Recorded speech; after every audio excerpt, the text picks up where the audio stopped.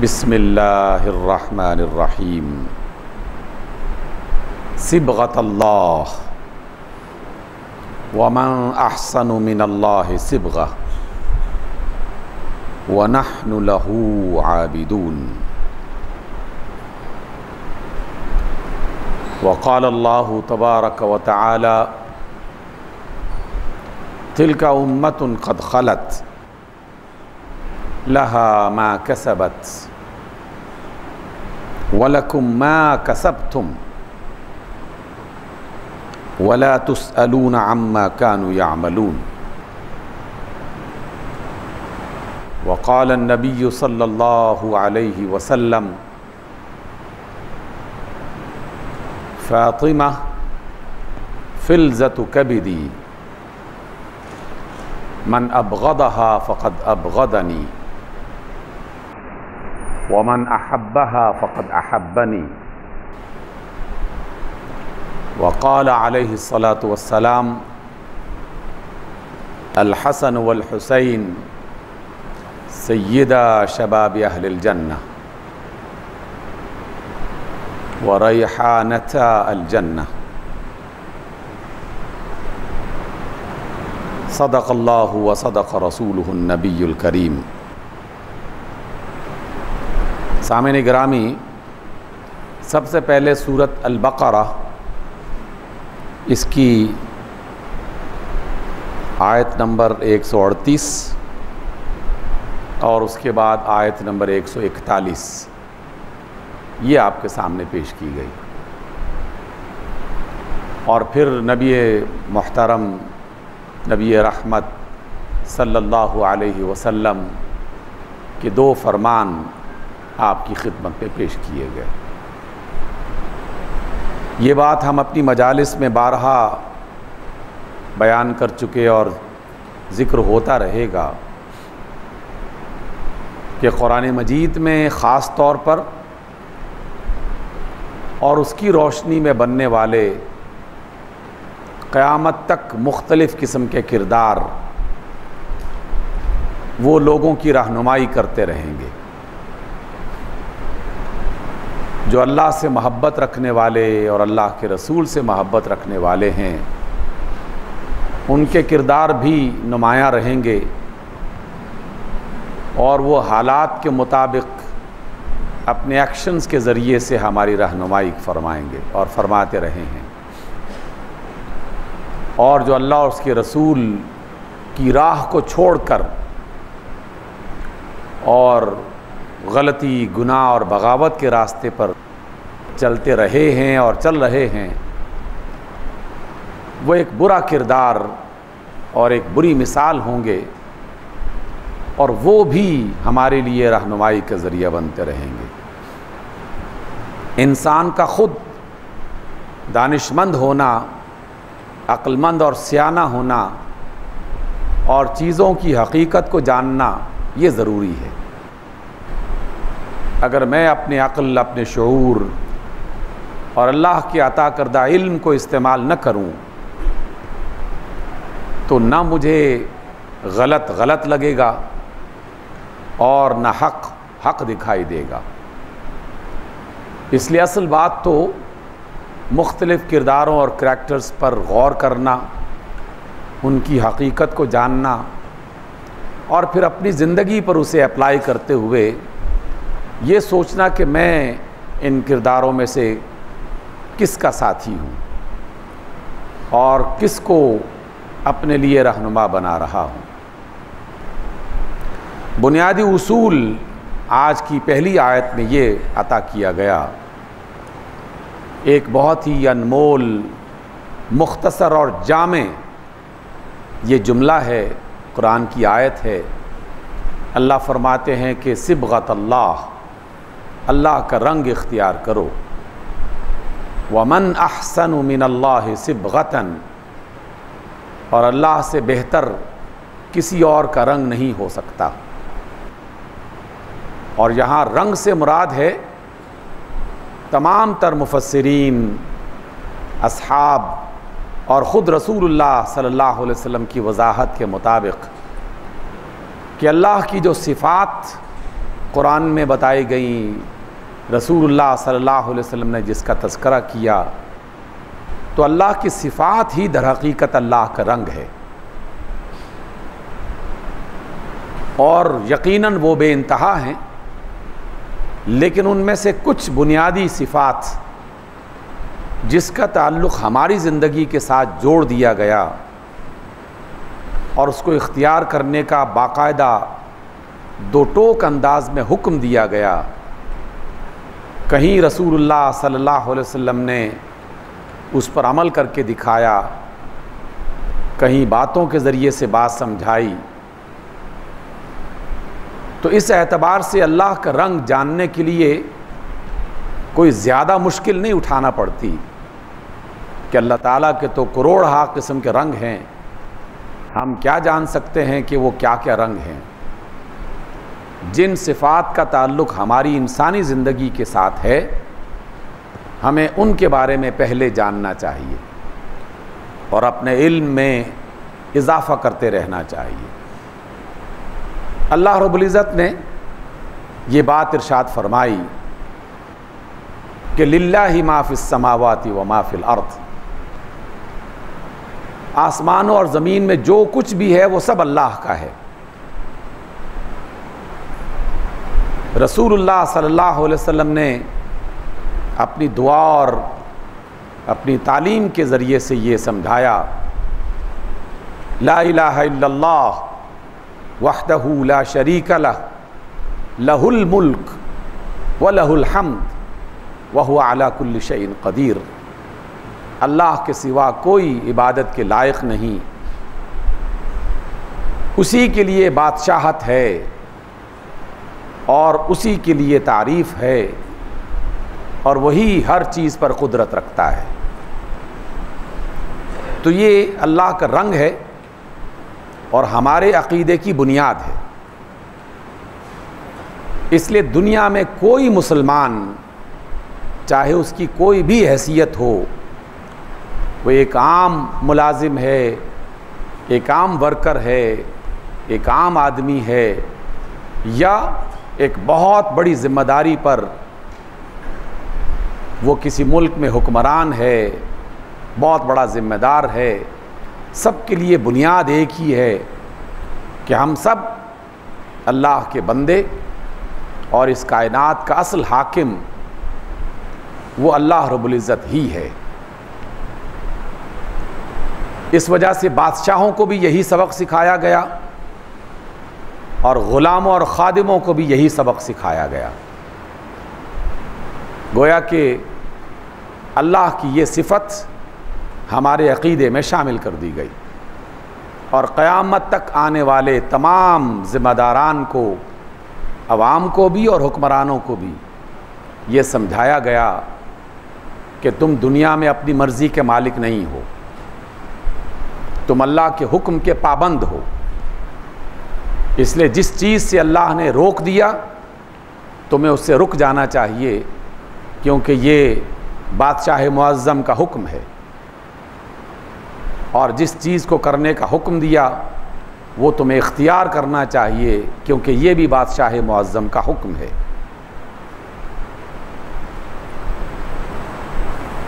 दूसरी बात, अल्लाह ताला की हज़ार सिफ़ात हैं, लेकिन जिनका हमारे साथ ताल्लुक़ है वो ये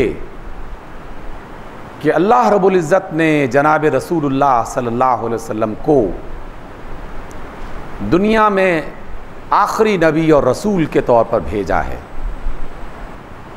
और कुरान ने ये फ़रमाया, अल्लाह ने ये फ़रमाया कि ये तुम्हारे लिए बेहतरीन नमूना, बेहतरीन मिसाल, बेहतरीन उसवा है।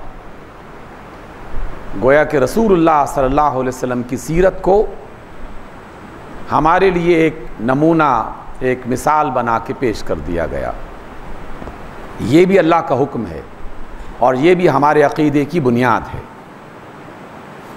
अब जिस शख्स ने अल्लाह को बादशाह माना और रसूलुल्लाह सल्लल्लाहु अलैहि वसल्लम को अल्लाह का पैगंबर, नबी और रसूल तस्लीम किया और आपकी ज़िंदगी को अल्लाह के हुक्म के मुताबिक अपने लिए एक मिसाल, एक नमूना, एक किरदार के तौर पर सामने रखा, तो अब वो किसी भी मामले में अपनी मर्जी से कोई काम नहीं करेगा। आज़ादी का दायरा है उसके पास, लेकिन उसे बता दिया गया है कि हराम कहाँ से शुरू होता है और हलाल की हद कहाँ तक है। ये हमेशा हमारे सामने रहना चाहिए। तारीख़ इंसानी में और ख़ास तौर पर मुसलमानों की तारीख़ में जब जब अल्लाह की इन दोनों बुनियादी तालीमात को नज़रअंदाज किया गया, तो अल्लाह का रंग उनकी शख्सियतों से उतरना शुरू हो गया, क्योंकि अल्लाह का हुक्म दुनिया में किसी पर जुल्म करने की इजाज़त नहीं देता। अल्लाह का रंग दुनिया में बेइंसाफ़ी को पसंद नहीं करता। अल्लाह का रंग और अल्लाह की तालीम दुनिया में बददियानती और ख़यानत को पसंद नहीं करता। अल्लाह का हुक्म दुनिया में किसी को बेइज्जत करने और उसकी नामूस को नुकसान पहुंचाने की इजाज़त नहीं देता।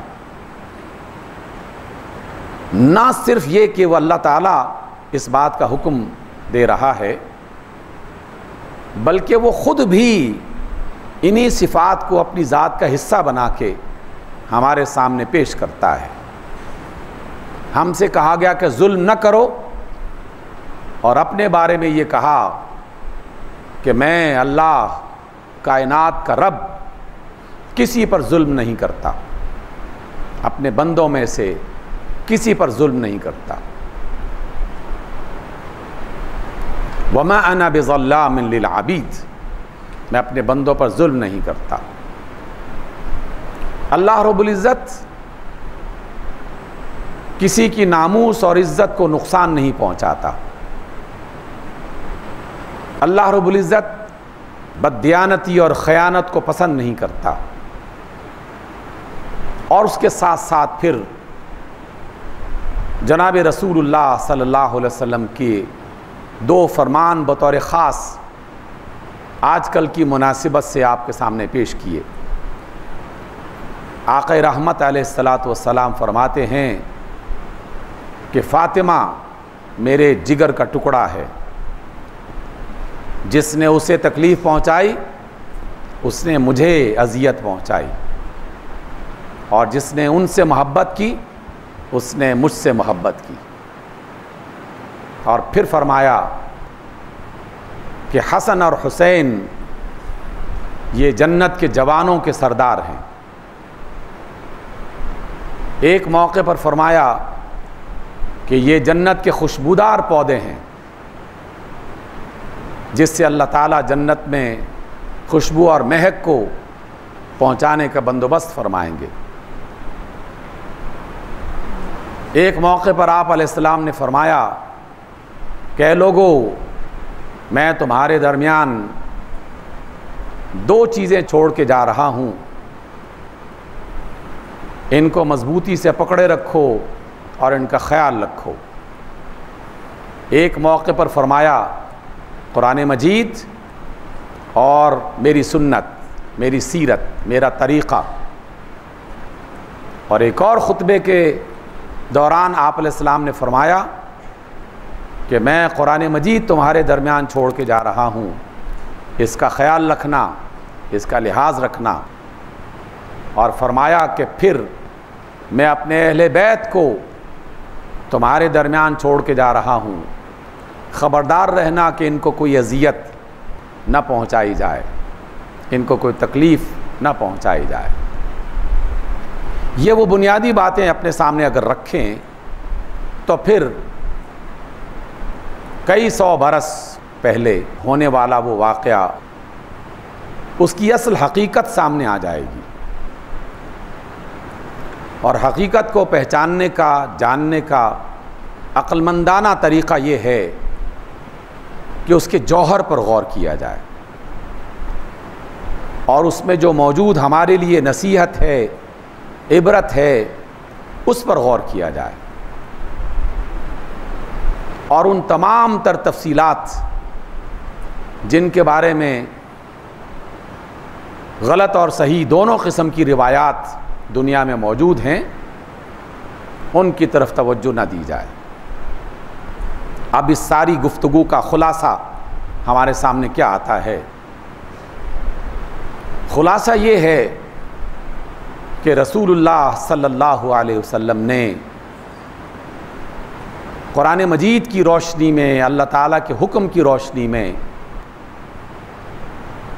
दो मैदानों में हमारी रहनुमाई फरमाई। एक चीज़ का ताल्लुक़ मेरी और आपकी ज़ाती ज़िंदगी के साथ है। ये जो अभी आप नमाज़ पढ़ रहे हैं और पाँचों वक्त की नमाज़ें हम अदा करते हैं, कुरान की तिलावत करते हैं, ज़िक्र अस्कार करते हैं, रोज़े रखते हैं, हज उम्रे पे लोग जाते हैं, इन सब का ताल्लुक़ मेरी एक ज़ाती ज़िंदगी के साथ है, आपकी एक ज़ाती ज़िंदगी के साथ है। इबादत का ये जुज़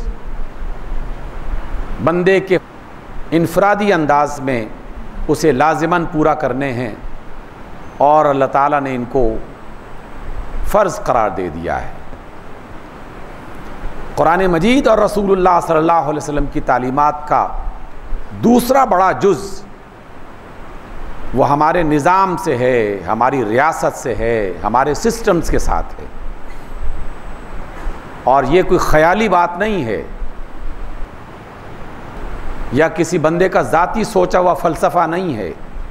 ये कुरान मजीद की तालीमात हैं, रसूलुल्लाह सल्लल्लाहु अलैहि वसल्लम की तालीमात और आपकी ज़िंदगी के वो तमाम साल जो आपने मदीना मुनव्वरा की रियासत को कायम करने के बाद वहाँ गुजारे, जो जो इदारे बनाए, जिन इदारों को जिस तरह से चलाया और उस सिस्टम को आगे बढ़ाने की जिस तरह की तालीमात दी, उसका ताल्लुक़ इस दूसरे हिस्से के साथ है। इनफरादी अंदाज में नमाज का, रोज़े का, लिबास का, हया का इंसान एहसास करता रहा और उस पर अमल करता रहा, और इनफरादी तौर पर कुछ लोग सुस्ती का भी शिकार हुए, कुछ लोगों ने मुखालिफत भी की। उसका ताल्लुक़ अल्लाह और उसके बंदे के साथ है। उसकी जज़ा और सज़ा का फ़ैसला अल्लाह रब्बुल इज़्ज़त ख़ुद फरमाएगा। इसलिए हम किसी बंदे के उन ज़ाती मामलात को अपनी मजालिस में और अपनी गुफ्तगू का हिस्सा नहीं बनाते। अलबत्ता जिन चीज़ों का ताल्लुक़ माशरे से है, सोसाइटी से है, तमाम उम्मत के मामलात से है, सिस्टम और निज़ाम से है, उन्हें नज़रअंदाज नहीं किया जा सकता। बदकिस्मती ये कि 200 साल की अंग्रेज़ों और फ्रांसीसियों और वलंदेज़ियों की ग़ुलामी के दौर में ये दूसरा हिस्सा हमारी गुफ्तगू से निकाल दिया गया, हमारे गौर व फ़िक्र के दायरे से इसको बाहर निकाल दिया गया। सिर्फ नमाज रोज़ा ये मौजू रहा, ये तालीम जारी रही किसी न किसी अंदाज में, लेकिन आहिस्ता आहिस्ता जब आप एक चीज़ में कमज़ोर होना शुरू हो जाएं, वो कमज़ोरी फैलना शुरू हो जाती है और फिर आहिस्ता आहिस्ता पूरे माशरे को अपनी लपेट में ले लेती है। कुछ लोगों ने नमाज छोड़ी, फिर कुरान मजीद को छोड़ा, फिर बुनियादी अखलाकियात को छोड़ा, फिर शर्म व हया को छोड़ा, फिर दयानत और अमानत को छोड़ा, और आहिस्ता आहिस्ता नौबत यहाँ तक पहुँच गई कि बड़े बड़े मामलात में अल्लाह ताला की खुल्लम खुल्ला नाफरमानी होने लगी।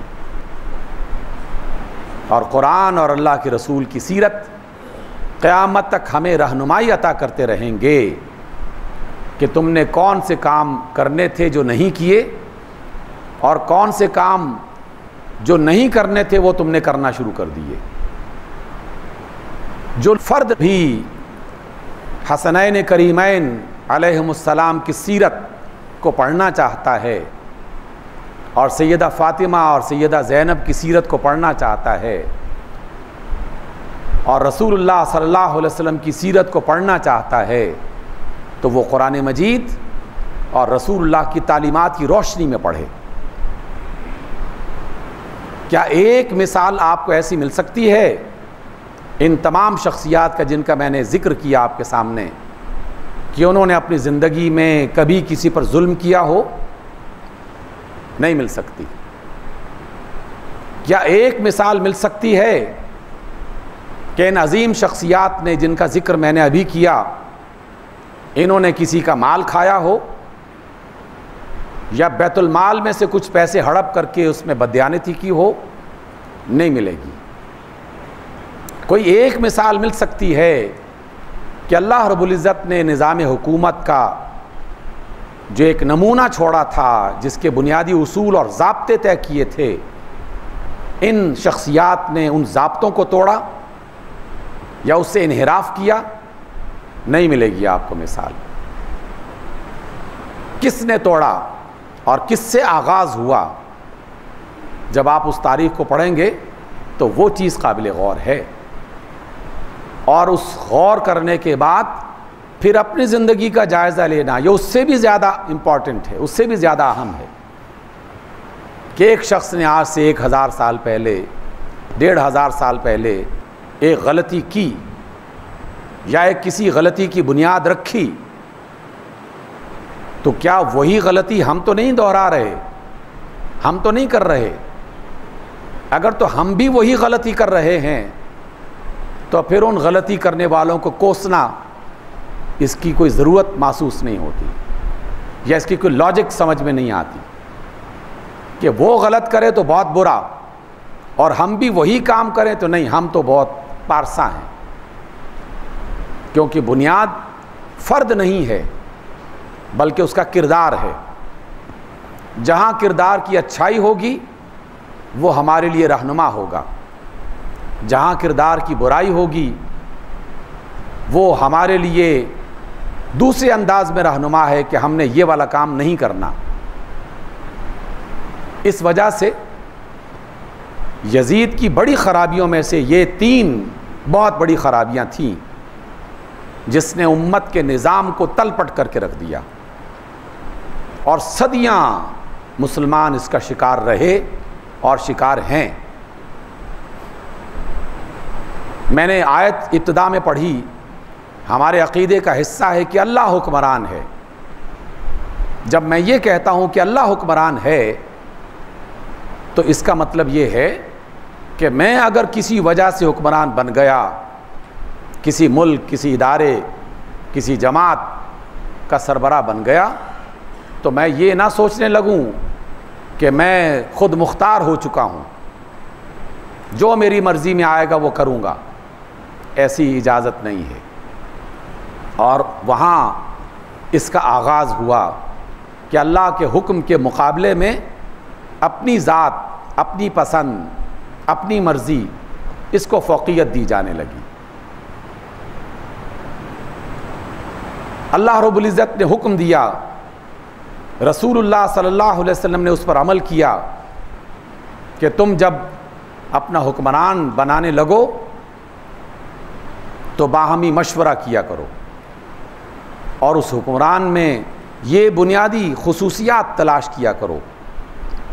कुरान मजीद में ये खुसूसियात मुख्तलिफ मकामात पर लिखी हुई मौजूद हैं।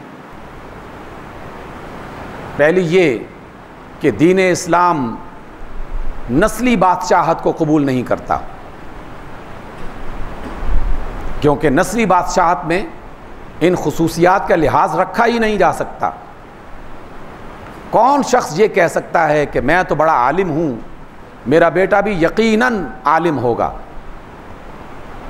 मैं बड़ा समझदार हूँ, मेरा बेटा भी यकीनन समझदार होगा, मैं बड़ा मुंतज़िम हूँ, मेरा बेटा भी यकीनन मुंतज़िम होगा? कौन ऐसा कर सकता है? और इंसानी तारीख़ ने इस बात की गवाही दी। इसी वजह से तो अल्लाह ने इंसान को खलीफा बनाया है कि हुक्मरान वो है, इंसान उसका खलीफा है। और खलीफों में आपस में, खुलफा में जब कोई ज़िम्मेदारी दी जाएगी तो उसके अंदर ये बुनियादी खुसूसियात देखी जाएंगी। कुरान कहता है पहली खुसूसियत इल्म व हिकमत। हलाल और हराम का इल्म, जायज़ और नाजायज़ का इल्म, सही और गलत का इल्म। दूसरी खुसूसियत सलाहियत कि वो ये वाला काम कर सकता है कि नहीं कर सकता। तीसरी खुसूसियत उसका सच्चा और दयानतदार और अमानतदार होना। और चौथी खुसूसियत उसका आदिल इंसाफ वाला होना। गोया कि जो आदिल है वो जुल्म नहीं करेगा, जो अमानतदार है वो बदयानती नहीं करेगा, और जो बासलाहियत है वो अपने मुल्क के निज़ाम को, अपनी रियासत के निज़ाम को बेहतर से बेहतर अंदाज में चलाने की कोशिश करेगा और वो उसमें कामयाब हो जाता है। और ये कि नस्ली बुनियाद पर इंतकाल इक़्तिदार नहीं होगा। रसूलुल्लाह सल्लल्लाहु अलैहि वसल्लम अगर चाहते तो अपने नवासों में से किसी का नाम तजवीज़ कर सकते थे, तजवीज़ भी नहीं किया। अपने चचा अब्बास को बना सकते थे हुक्मरान, नहीं बनाया। अपने किसी और अजीज़ को जो अपने क़राबादारों में से हो उनका नाम तजवीज़ किया जा सकता था, नहीं किया। अबू बकर चाहते तो अपने बेटों में से किसी का नाम नामज़द करके हुक्मरानी को आगे बढ़ा सकते थे, नहीं किया। उमर चाहते तो अपने बच्चों में से किसी को खलीफा बना सकते थे, नहीं बनाया। उस्मान गनी चाहते तो अपनी औलाद में से किसी को नामज़द कर सकते थे, नहीं किया। सैयदना अली अलैहिस्सलाम अगर चाहते, और लोगों ने ख्वाहिश का इजहार भी किया कि आप ज़ख्मी हो चुके हैं, न जाने ज़िंदगी और मौत कब तक ये फ़ैसला कर दे, अपने बेटों में से जो हर एतबार से इनके हक़दार हैं आप नामज़द कर सकते हैं। लेकिन सैयदना अली फरमाते हैं कि मैं अपने साबिक़ीन की सुन्नत पर चलूँगा। तुम लोग बाहमी मुशावरत के साथ अगर हसन और हुसैन में से किसी को बनाना चाहो तो अलग बात है, लेकिन मैं नामज़द नहीं करूँगा।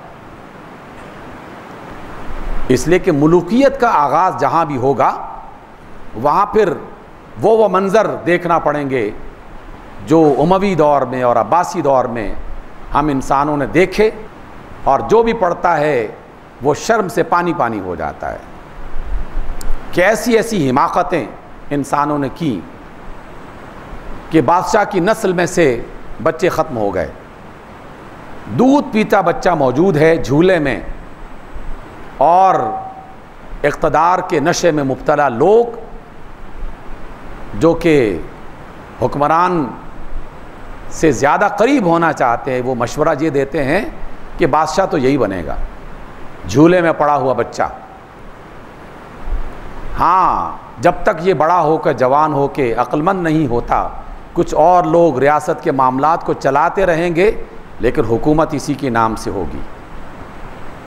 ये हिमाकत भी हुई मुसलमानों के दौर में। ऐसी हिमाकत भी हुई कि एक नौजवान ज़हनी तौर पर माजूर, पागल, मामलात को जानता नहीं, उसको हुक्मरान बना दिया गया, इसलिए कि वो बादशाह की औलाद में से है।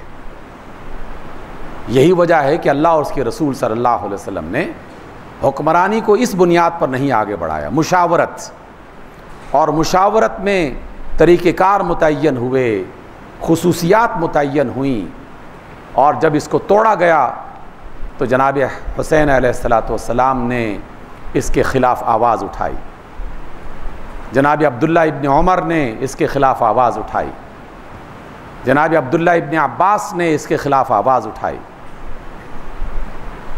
जनाब अब्दुल्ला बिन ज़ुबैर ने इसके ख़िलाफ़ आवाज़ उठाई। लेकिन सब में सबसे ज़्यादा अज़ीमत वाला किरदार सैयदना हुसैन अलैहिस्सलाम का था। अल्लाह ने उनके नाम पर ये फ़जीलत रखी हुई थी कि उनके नाम से क़यामत तक ये मौजू डिस्कशन में आएगा और लोगों की रहनुमाई का ज़रिया बनेगा। सामिन गिरामी, हम अपनी बात को यहाँ पर रोकते हैं, लेकिन वो जुमला जो अपनी गुफ्तगू के दौरान मैंने आपके साथ शेयर किया वो ये कि हिकायत और दास्तान पढ़ना ये कुछ वक्त के लिए मज़ा तो देता है, या इंसानी तबीयत पर असरअंदाज तो होता है, लेकिन रहनुमाई नहीं करता। रहनुमाई के लिए जिसने सैयदा फ़ातिमा को उसवा बनाया, उसे उनकी सीरत पढ़नी चाहिए। जिसने हसन और हुसैन से मोहब्बत का इजहार किया, उन्हें उनकी तारीख़ पढ़नी चाहिए। जिसने सैयदना अली से मोहब्बत का दावा किया, उन्हें उनकी तारीख़ पढ़नी चाहिए। जिसने पढ़ा, गौर किया, अल्लाह ताला उसकी रहनुमाई करेगा। इस गुफ्तगू को इंशाअल्लाह अगले किसी मौके पर मुकम्मल करेंगे। अल्लाह ताला मुझे भी हक़ बयान करने और हक़ बताने की तौफ़ीक़ दे और उसके मुताबिक अपनी ज़िंदगी को बदलने की भी अल्लाह रब्बुल इज़्ज़त तौफ़ीक़ फ़रमाए। और आपको भी अक़ूलु क़ौली हाज़ा वस्तग़फ़िरुल्लाह ली व लकुम।